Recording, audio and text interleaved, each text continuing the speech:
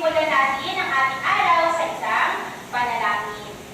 Okay, let's the Father.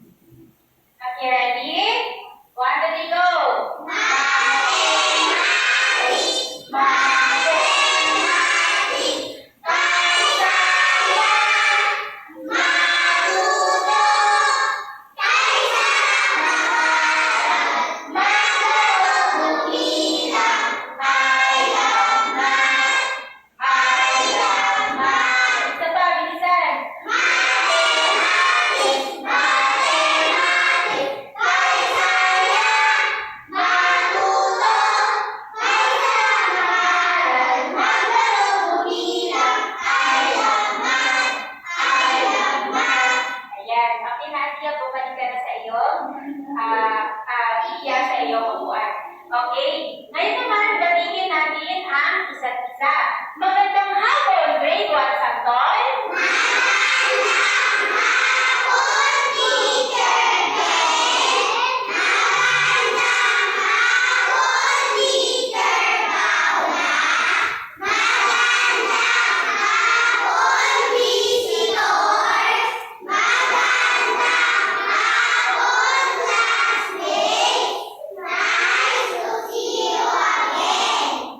Ayan, maaari na po umupo ang lahat.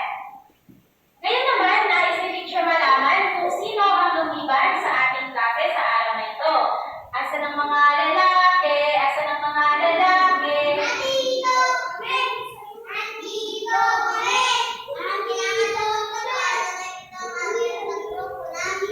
Okay, kung absent ngayong araw ay 7, ilan kayo ngayong araw? 10 o 10. Ngayon naman, nais kong malaman kung ilan ang babae sa araw na ito. Asan ang mga babae? Asan ang mga babae?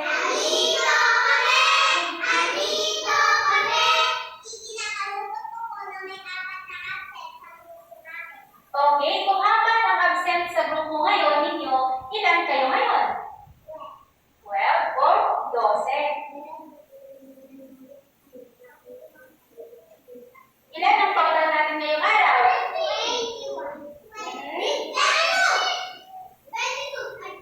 Ayan.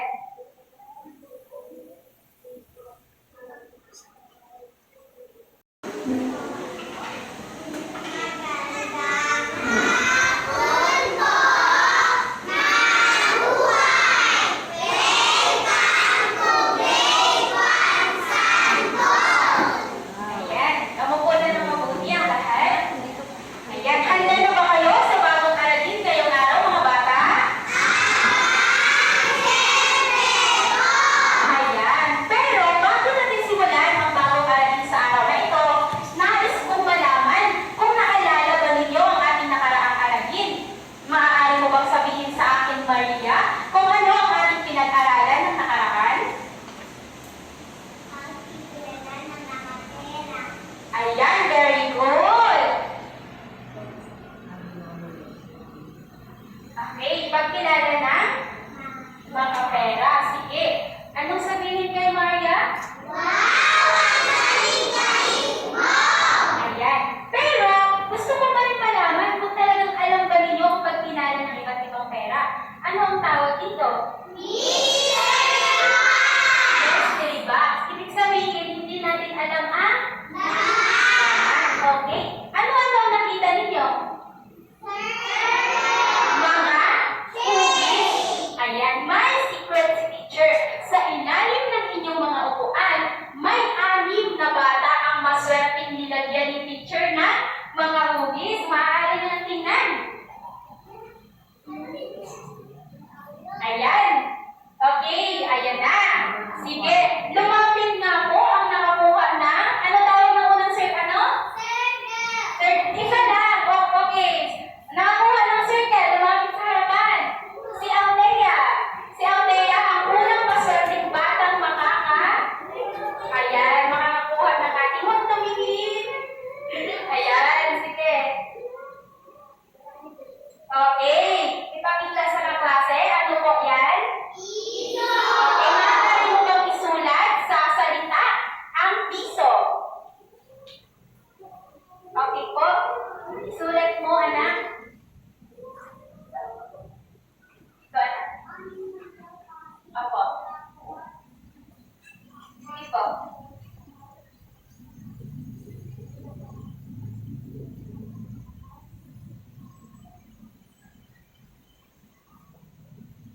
Ayan, tama po ba mga bata? Itong classroom na to.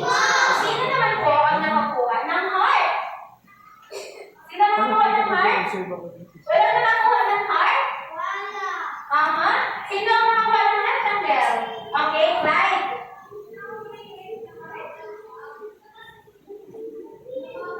Okay, kumuha ng hindi nakatingin. Hindi nakatingin. Okay, ipakita sa klase. Ano, Darian? 20 o 20?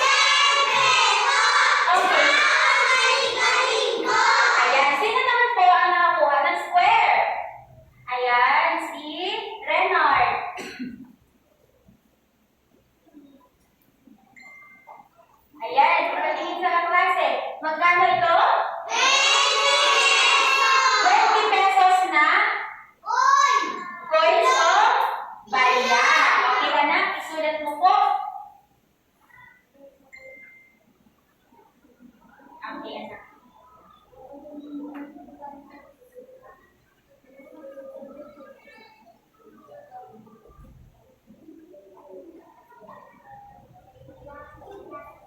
Oh, yan.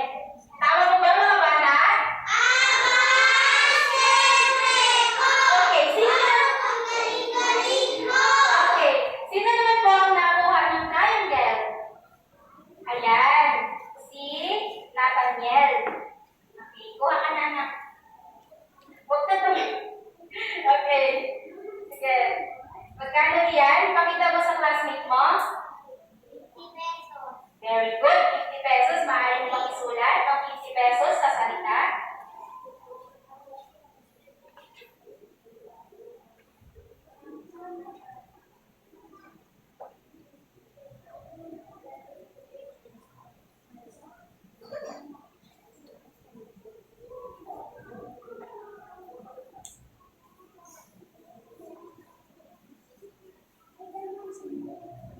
Tama po ba mga bata?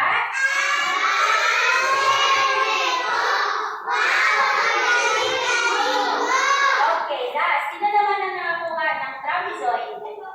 Si Gavin. Okay, anak. Maaari ka nang pumunod.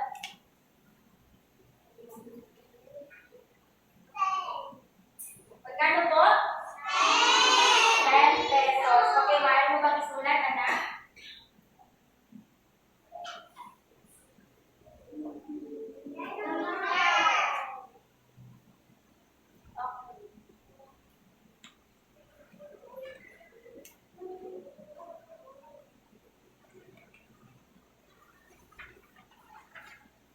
Tama po ba mga bata?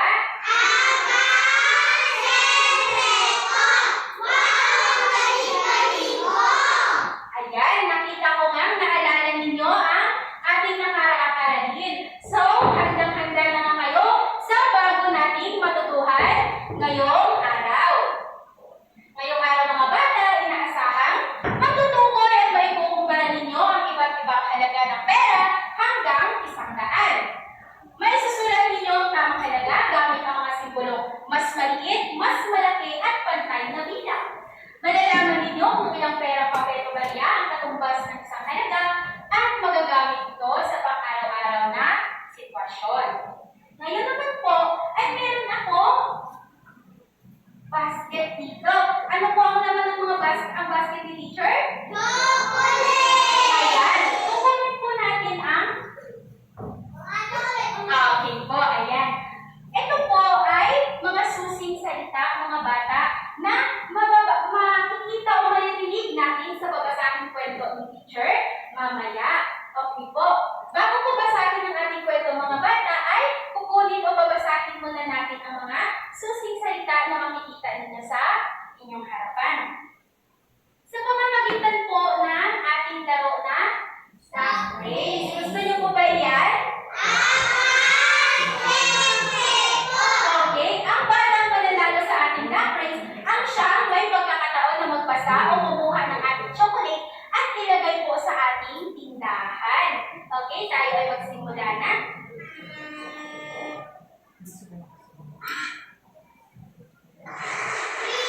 Sino yan?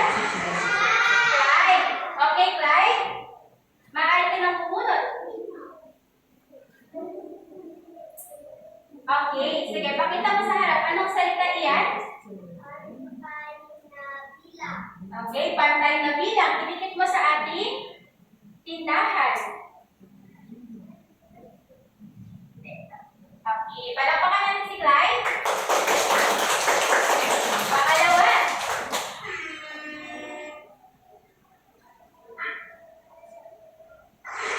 Christine. Christine. O, Christine. Okay, Christine. Ano ang iyong napili? Ayan. Ano po ang pagbasa niyan, anak? Patingin mo sa iyong kaklase. Ayan, perang papel. Ano pong sabihin kay Christine? 1,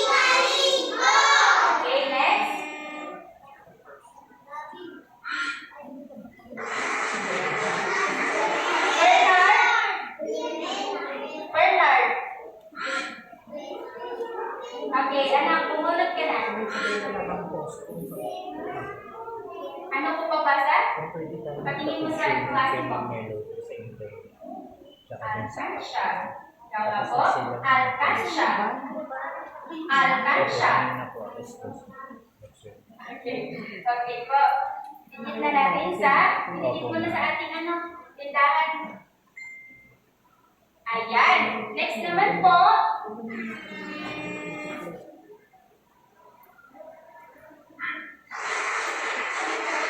Maria. Ano po pagbasa na? Pakita mo po. Mas? Okay. Tikit mo po ano? Okay, palakpakan si Alia.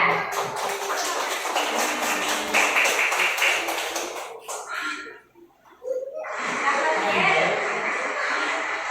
Ayan na. Ano po pagbasa? Pakita mo. Mas? Mas malaki. Okay, anak. Okay, palakpakan si Nathaniel.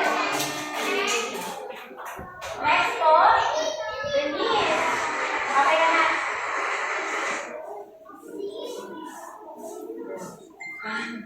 Ayan. Ano po pagbasa na? Perang. Perang. Perang barya. Pakita mo po. Perang. Perang barya. Sige po. Okay, sabay-sabay na po natin basahin.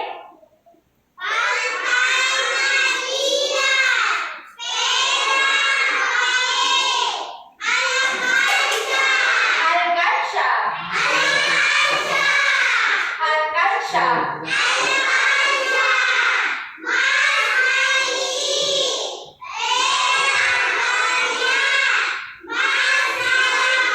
Okay, ayan po ang mga salita maririnig ninyo kay teacher habang pinabasa ko po ang ating kwento.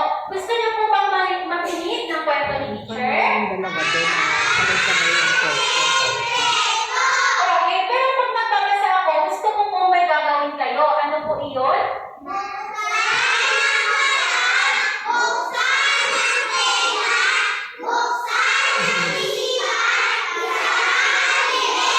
Okay, handa nang makinig ang mga bata? Okay, ang pamagat ng ang babasahin ni teacher ay ang alkansya ni Miguel. Okay. Ano po kaya yung alkansya, mga bata? Yes po, bakit? Ayun, nilagay ng pera. Bakit po kaya kailangan natin maglagay doon para mag-ibon? Very good. Ayan, magbabasa na si teacher. Si Miguel ay isang masipag na mag-aaral sa Kapitbahayan Elementary School. Saan yung Kapitbahayan, mga bata? Isa sa kanyang paboritong asignatura ay ang matematika. Isang araw, habang naglalaro si Miguel, tinawag siya ng kanyang nanay. Miguel, pumunta ka na dito. Basagin mo na ang iyong alkansya. Baka sakaling may sapat ka ng ipon para sa iyo bagong pakit at lapis. Bakit kaya bibili si Miguel ng bagong pakit at lapis? Bilis. Okay, maaari wala siyang papel o magsisimula ang kanilang klase o pag-aaral. Mabilis naman itong kinuha ni Miguel at binasag niya ang kanyang alkansya. Isinawi niya ang perang papel at barya sa mesa. Sabi niya, mayroon akong 2 20 at isang 50 pesos. At meron din akong 5 pesos na barya. Magkano ka lang? Okay. Ngumiti si Miguel at tinawag niya ang kanyang nanay. Sabi niya, nanay, tulungan mo akong magbilang kasi hindi ko po alam, sabi niya. Sabi ng kanyang nanay, 20 pesos, ibig sabihin may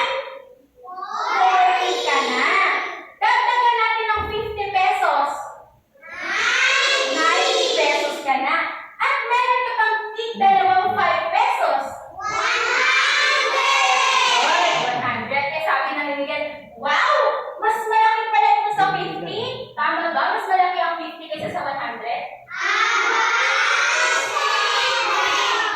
Oo, mas malaki ang 100 kaysa sa? Okay, sabi ng kanyang nanay, tama. Kapag bibili ka ng lapis at papel, may sukli ka pa, sabi ng kanyang nanay. Habang iniipon mo ni Miguel ang kanyang pera, napansin niya na may pera ang perang hawak niya. Sabi niya naman, Inay, alin po ang mas malaki? 20 pesos o isang 50 pesos? Sabi ng kanyang nanay, tara bilangin natin. 20 pesos, ilan yun? 40 lang. Mas malaki ba ang 40 sa 50? Okay. Kaya sabi ng kanyang nanay, mas malaki ang 50 kahit isa lang siya. Kasi 50 po siya at ang 20 ay 40 pesos lang. Muling nagising si Miguel. Sabi niya, paano naman po kung 5 ang 10 pesos? Ilan na yun? 50 na. Okay. Kaya sabi ng kanyang nanay, kung 5 ang 10 pesos mo, 50 na rin yun. Kaya, anong tawag sa kanila? Pantay na ang kanilang bilang. Tuwang-tuwa si Miguel, mga bata, kasi natuto na siyang magkumpara ng pera at magbilang. At mas masinop siya sa kanyang pag-ipon. Nagustuhan niyo ba ang binasa ni teacher? Ayan, mukhang nagustuhan naman. Okay, sige na, kung nakinig kayo ng mabuti kay teacher, sino nga po ang tauhan sa kwentong binasa? Yes po, Bernard. Si Miguel, tama po ba mga bata?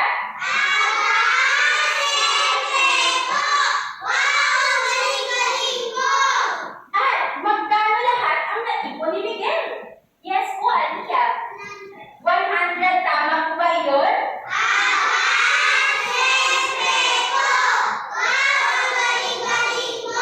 Okay. Bakit kaya mga bata mahalagang mag-ipon ng pera? Bakit kaya mahalaga? Yes po, Nathaniel.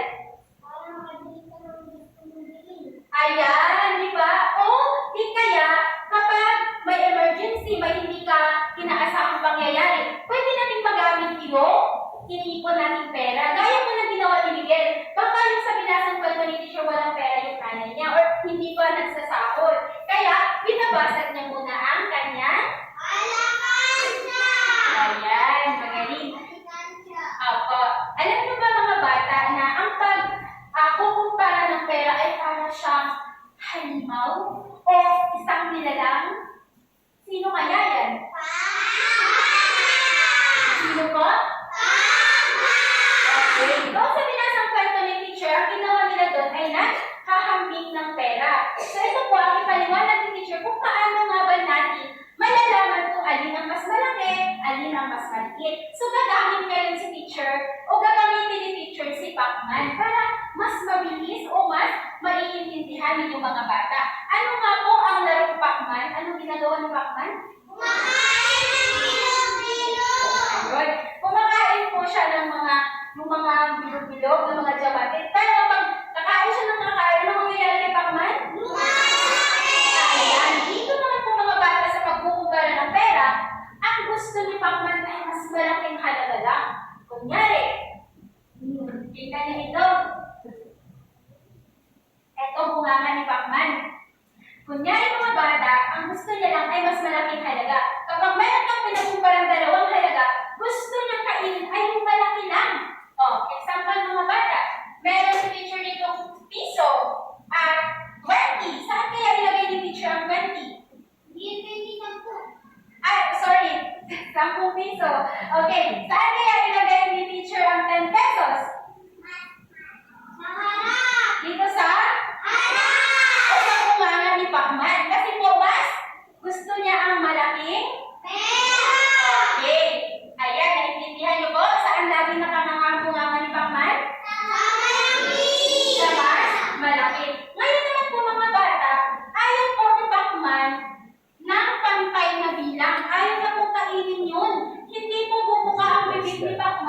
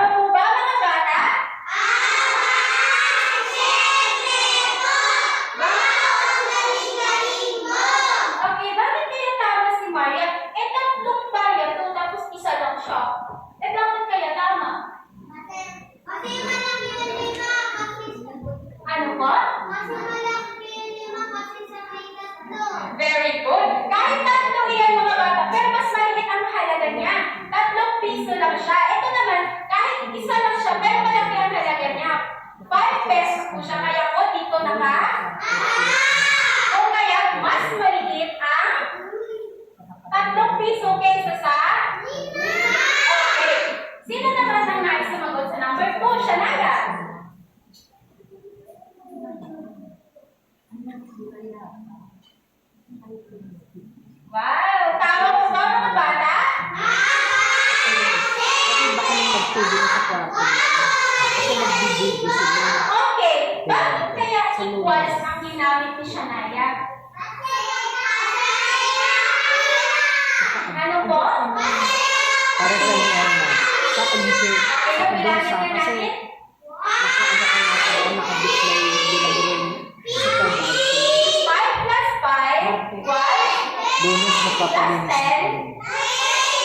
Ito ay kung kaya ang ginamit ay very good. Sino naman po ang nais sumagot sa number 3? Denise. Mayroon pa pala sa pag-isip. Sabay-sabay na. Sama-sama natin. Ayun, tama po ba mga bata? Yung kailan mo lady sa rin nila. Okay, sige nga ipaliwanag mo nga sa akin, Nathaniel, bakit tama yung sagot ni Denise? Kasi tapos na yun ma. At nalang post pa. Aba, ang galing, nakinig talaga si Nathaniel. Tama, kagaya ng dito, mas maliit po ang bilang o halaga ng pera sa unang panig. Kasi kahit 3 po ay 3 piso lang yan. 2 lang sila, pero malaki po yung halaga niya. Kaya po, dito po nakanganga o mas maliit ang 3 piso kaysa sa 10 piso.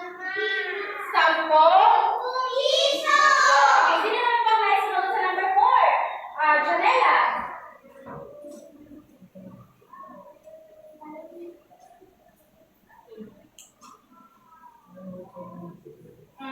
Tama po ba mga bata?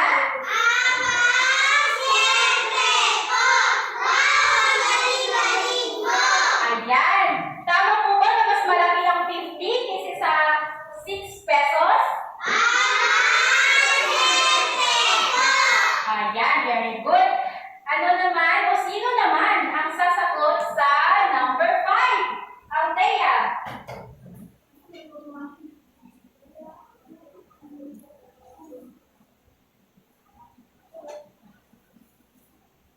Wow, ang galing. Tama po ba ang sagot ng Althea, mga bata?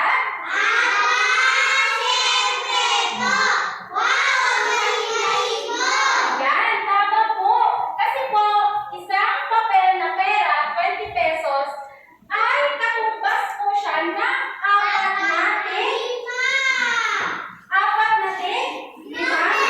piso. Kaya po, pantay ang Ayan, nakikita ko ang galing ng santol. Talagang nakikinig kay teacher. Perfect na agad. Okay po.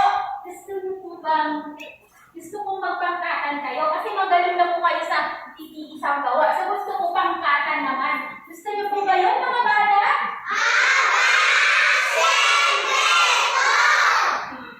Pero, may mga gusto akong gawin ninyo kapag nagpangkatan tayo. Ano nga po ang unang gagawin, Miss Lynn? Very good. Ano naman ang pangalawa? Nathaniel? Magsalita. Ano po yung mahinahon, mga bata? O di kaya, dahan-dahan o mahina? Mahina lang para hindi ma-istorbo yung iba. Ano naman po ang pangatlo? Tama. Magbahagi. Kaso pagkakapin sa pito. Okay, ano po yung sabihin ng magbahagi ng kaalaman? Yes po, Clyde. Magbahagi ng kaalaman. Mag-share o magbigay tayo. Ay, ako dito, alam ko to. Tapos, yung iba namang kagrupo, bibigyan nyo din ng pagkakataong sumagot. Okay, number 4. Nathaniel, pabasa po number 4. Maganda sa pag-uulat ng bawat pangkat. Ayan, okay. Inaasahan ko po. Paghandaan ninyo ang pag-uulat sa bawat pangkat. Okay, mga leader, sa bawat pangkat, lumapit po kay teacher. Group o pangkat matino. Dapat maging matino talaga, ha? Pangkat matapang. Okay, number 3 o pangkat 3, pangkat matinis ang palino. Sino pangkat 3? Ayan, matibay ang utak. Okay? Sige. Number 1 o group 1, pumunta na sa grupo. Wait. Wait, may nakalimutan si teacher. Okay, ipapaliwanag ni teacher ang pangkatang gawain natin o pamantayan natin. Ang magiging score ninyo mga bata ay nakabase po dito. Okay, makinig na mabuti. Makakuha kayo ng 10 points kung ang bawat isa sa inyo ay nagpapakita ng kooperasyon o pagtutulong-tulong sa grupo at nakasunod sa nakalagay dyan o panuto. Okay, makakuha kayo ng 8 points o 8 na puntos kapag ang grupo ay hindi nagpakita ng pagtutulong-tulong o kooperasyon sa bawat isa, ngunit nakasunod naman sa panuto. At makakuha kayo ng 6 points lang kung ang bawat isa ay nagpapakita ng kooperasyon pero hindi sinunod ang panuto.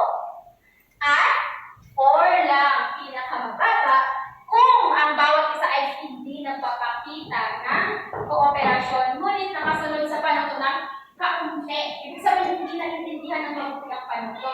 Okay, malinaw ba ang mga score natin? Okay, group 1, pumunta na sa grupo.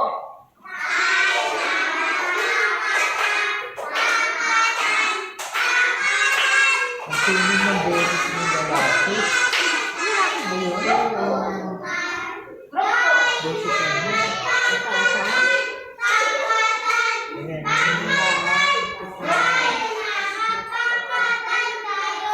Pangkatatlo. 3. Sana pangkatatlo? Pangkatatlo, sana?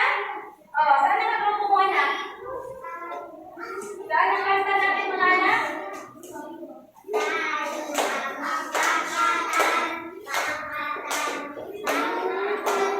Okay, group 4 o pangkat-apat, pumunta na sa grupo.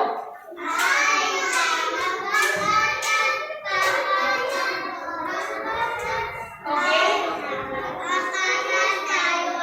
Pino. Ready na ba kayo? Mag-record? Okay, punta na sa harapan.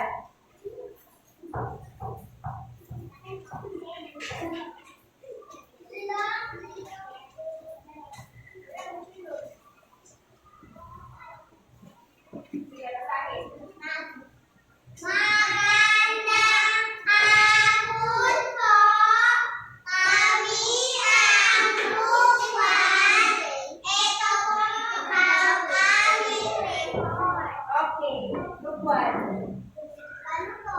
Tignan ang mga simbolo sa bawat bilang. Lagyan ng tamang halagaan ng pera sa mga kabilang. Pani. Kami along sa nililibro. Okay, sige nga, paliwanag ko nga naman sa mga bata.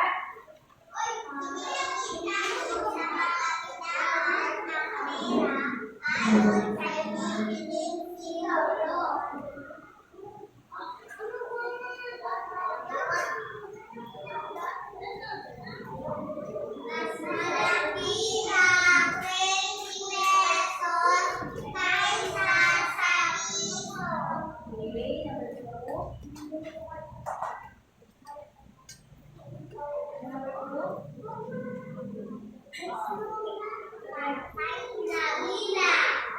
2. Mas malaki ang 10 kaysa sa piso. Okay, next. Mas malaki ang 8 kaysa sa 5. Mas malaki ang 100 kaysa sa 10. Yan, very good. O, anong bigay natin sa group 1? 1 million, 2 million, 3 million, 4 million.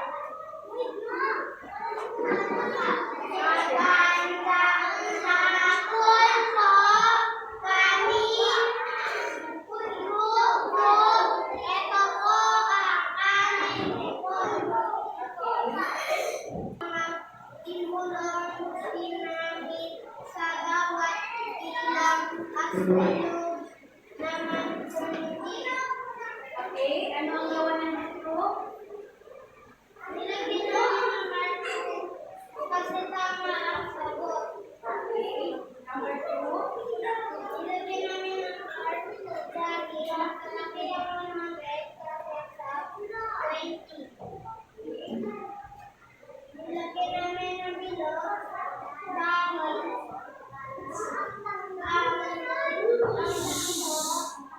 Three. Number 3. Malaki yan. malaki ay 5 na piso. Ilagay namin ang mat dahil malaki ang 20 pesos sa 5. O, tama ang sagot. Okay, number 5. Okay, dahil perfect naman ang sagot ng group 2, pang-type na siya, pambigyan natin sila ng 5 million club.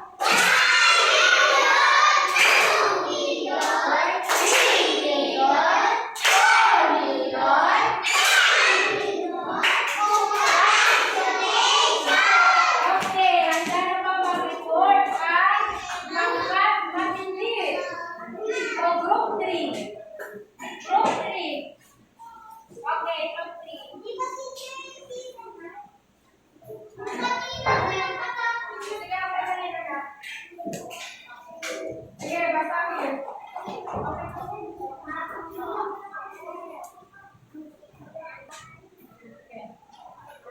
Tapos na ng boses.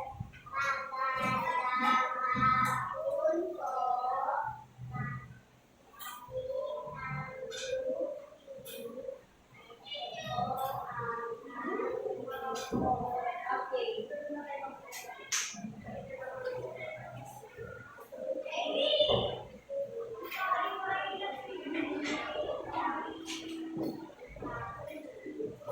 Okay, gamit. Kung pamalaga gamit ang mga simbolo. Okay, number 1. Anong simbolo ginamit?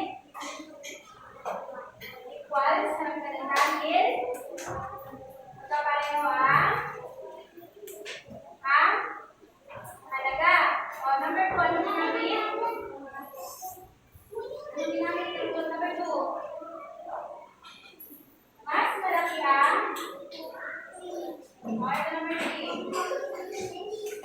Okay, score.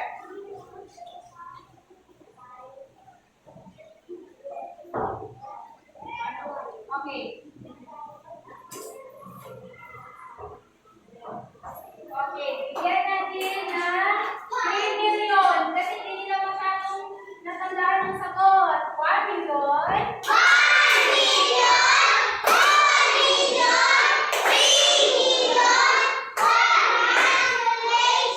Okay, ang na ba ang pangkat matibay? Anong pangkat matibay? Okay, pangkat matibay. Pumunta na sa harapan.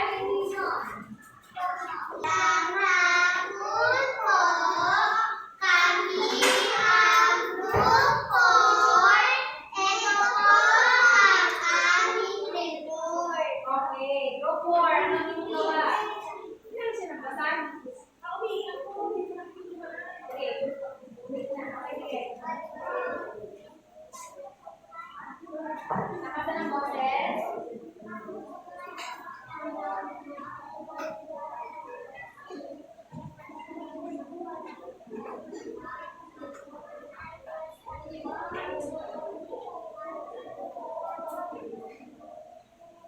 Mamaya.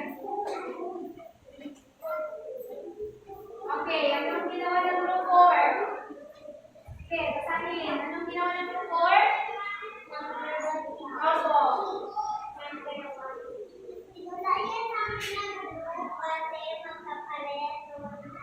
Opo, okay, very good. Number 2.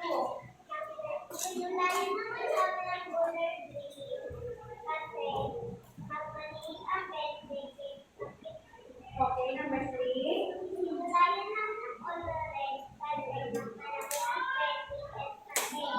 Good.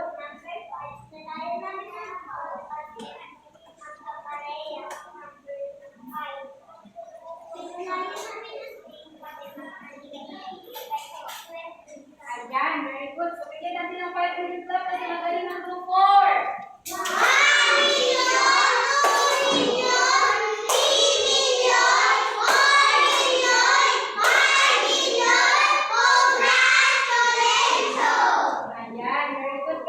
bigyan ng masigapong palakpak ang bawat isa. Palakpakan ng bawat isa. Yan, magaling mo. Okay, ang galing naman ng santol.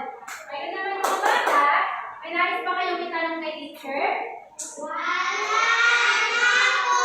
Malinaw ang aralin. O malinaw ang pinag-aralan natin? Malinaw ang pinag-aralan natin? Okay, kung wala kayong tanong kay teacher, maaari niyo po bang tugtungan ang pangungusap na makikita sa ating TV. Christine.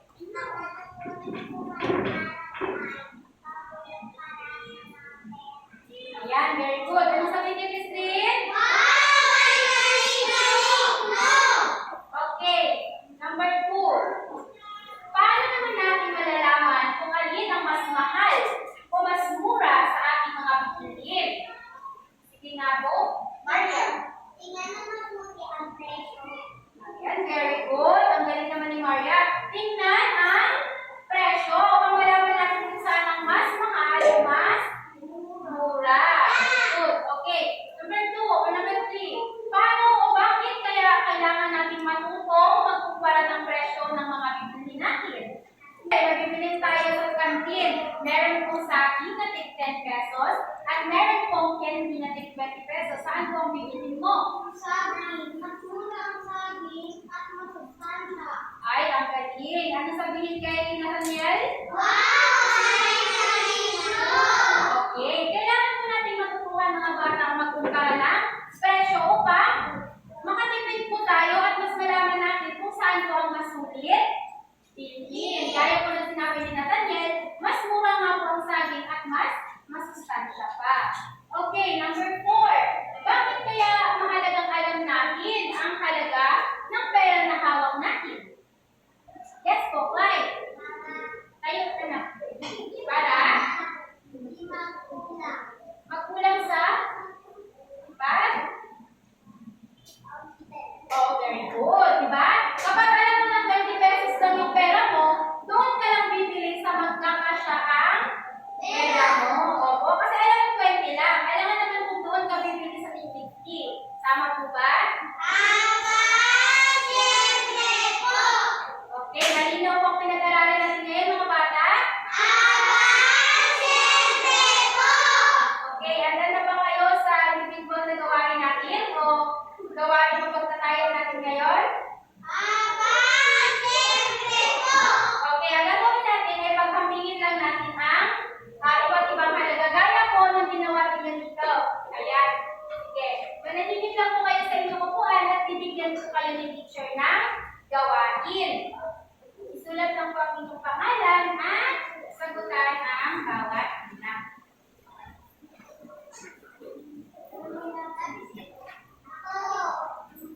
Opo, kunin ang lapis ng panimik.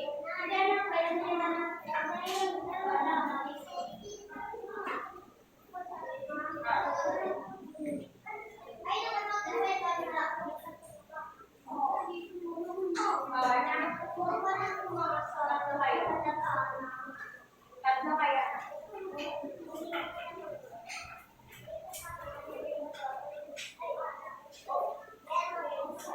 Yes.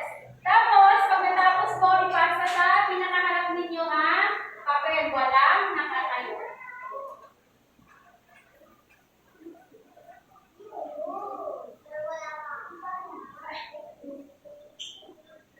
Sorry, Daydel. Sorry, Daydel.